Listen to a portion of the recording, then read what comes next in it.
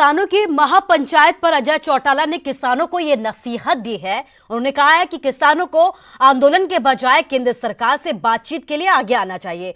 जिन बातों पर उन्हें आपत्ति है उन पर सरकार से बातचीत किए जानी बेहद जरूरी है, जिस पर संशोधन सरकार की तरफ से किया जाएगा। पंचायतें आयोजित करने से ठीक है, ताकत दिखाएं, प्रजातंत्र में ये सबको अधिकार है, परंतु समाधान तो बातचीत के जरिए होता है। सड़क पे बैठने से कोई समस्या का समाधान नहीं होता। वो आए, बातचीत करें, सरकार से समाधान करवाएं, अमेंडमेंट करवाएं, जो चीज़ उनके सूट नहीं करती उसका संशोधन करवाएं। और सीएम सिटी करनाल से आपको बड़ी खबर बता रहे हैं। करनाल में धारा 144 लगाई गई है। 5 से ज्यादा लोगों के इकट्ठा होने पर रोक लगा दी गई है। करनाल में 7 सितंबर को किसानों ने ऐलान किया है, महापंचायत का ऐलान किया गया है। और इस बीच बड़ी बात यह है कि धारा 144 यहां पर लगाई गई है। 5 से ज्यादा लोगों के इकट्ठा होने पर रोक लगाई गई है। 7 सितंबर को यहां पर किसानों ने ऐलान किया है कि यहाँ किसानों के द्वारा यहां पर महापंचायत की जाएगी। और यही वजह है कि अभी से प्रशासन ने अपनी कमर कस ली है, तैयारियां की जा रही है। और इस बीच बड़ी बात यह है कि अब करनाल में धारा 144 लगाई गई है, क्योंकि 5 सितंबर को यहां पर ऐलान किया गया है कि 7 सितंबर के दिन यहां पर महापंचायत का ऐलान किया जाएगा। और पहले जैसे हालात ना बिगड़े, यही वजह है कि अब प्रशासन के द्वारा यहां पर धारा 144 लगाई गई है। हरियाणा में भाजपा की बोलती बंद कर दी किसानों ने। उसके चीफ मिनिस्टर को भी वो नीचे नहीं उतारने देते हेलीकॉप्टर। इन्होंने करनाल में इतनी बुरी तरह से निहत्थे किसानों को पीटा, जिसमें एक भाई हमारा शहीद भी हो गया।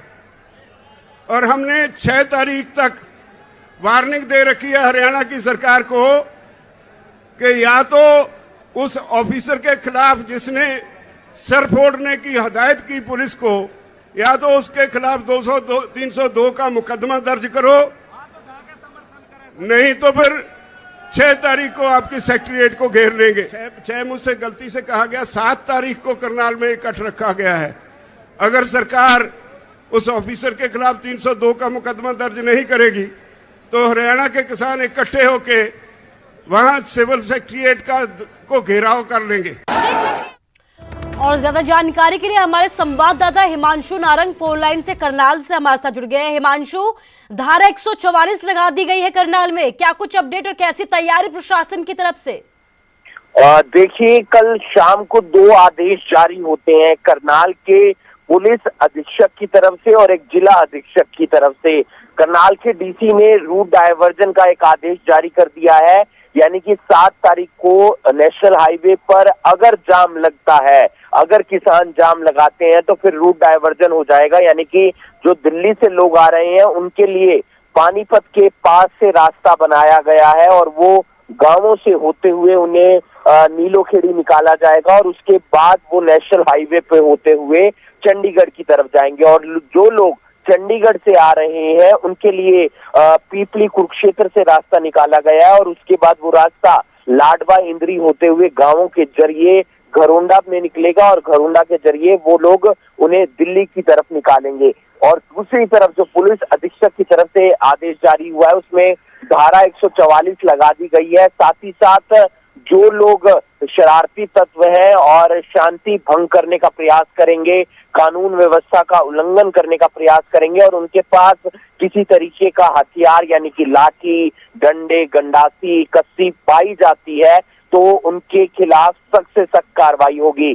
किसानों ने साफ कह दिया है कि पहले अनाज मंडी में मीटिंग होगी, पंचायत होगी और उसके बाद हम जिला सचिवालय की तरफ निकलेंगे।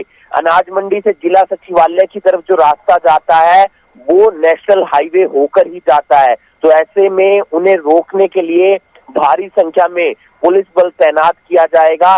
लगातार किसान नेताओं की और करनाल के एसपीडीसी की मीटिंग भी हो रही है, लेकिन कोई हल नहीं निकल रहा। और बात की जाए परसों की तो करनाल में डीजीपी यानी कि जो पीके अग्रवाल है वो भी पहुंचे थे, एसपी, आईजी और तमाम अलग अलग जिलों के जो एसपी हैं उनसे मुलाकात की, उनसे मीटिंग की, ये पता लगाने का प्रयास किया कि हम किस तरीके से जिला सचिवालय का घेराव करने से किसानों को रोक सकते हैं। तो कल का दिन काफी ज्यादा अहम है और आज किस तरीके से किसानों की तैयारियां रहती हैं अनाज मंडी के अंदर और कौन कौन से नेता पहुंचते हैं, तो इसकी तमाम जो जानकारियां हैं वो शाम तक मिलनी शुरू हो जाएंगी। जी हिमांशु, इस तमाम जानकारी के लिए आपका शुक्रिया। तो आज और कल का दिन खासा अहम है क्योंकि कल 7 सितंबर को किसानों ने महापंचायत का ऐलान किया है और प्रशासन ने भी अपनी तैयारियां पूरी कर ली है। यही वजह है कि यहाँ पर धारा 144 लगा दी गई है और कड़ी जो सख्ती है यहाँ पर बढ़ती जा रही है।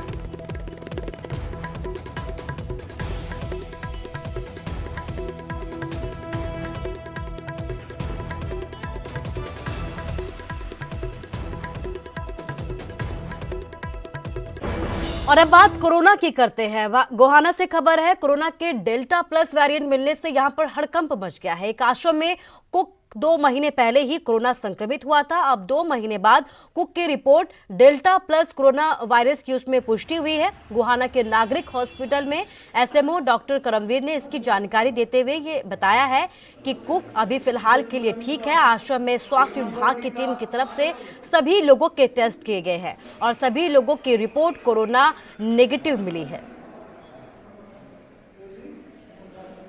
स्क्रीन के लिए सैंपल भेजे गए, सैंपल में एक केस पॉजिटिव आया। पॉजिटिव आते साथ हमने आगे की कार्रवाई जो थी उसको होम आइसोलेशन पर रखा। होम आइसोलेशन का सैंपल लिए, वहाँ पर कोई भी अन्य केस पॉजिटिव नहीं आया।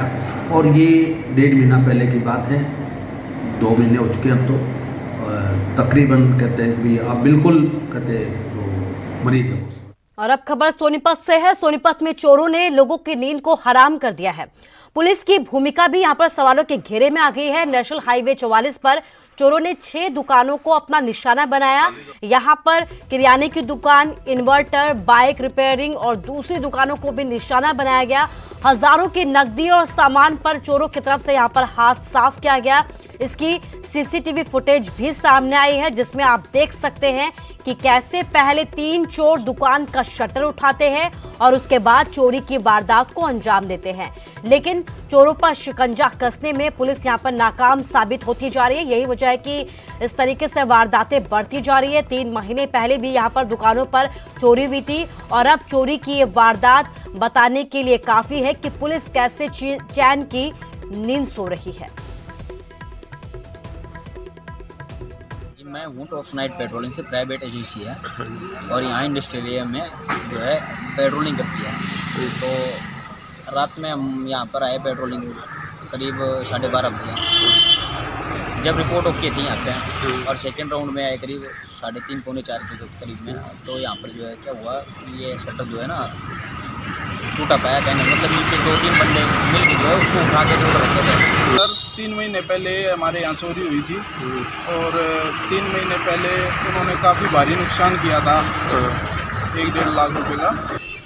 अब भी यानी कि अब चोरी हुई है, 3 महीने बाद फिर चोरी हुई है। तो उसमें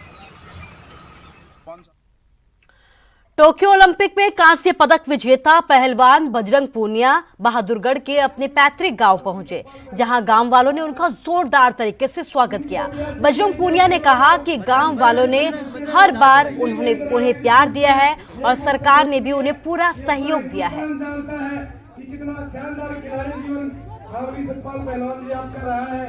बिल्कुल बड़ी जोर शोर से स्वागत कर रहे हैं गांव वाले और काफ़ी प्यार और आशीर्वाद मिल रहा है गांव की तरफ से। और अब की बार नहीं, मेरे को गांव ने 5-6 बार में सम्मानित किया है। हर बार जब भी मैं देश के लिए मेडल जीत के ले आया, गांव ने खूब सपोर्ट किया मेरे।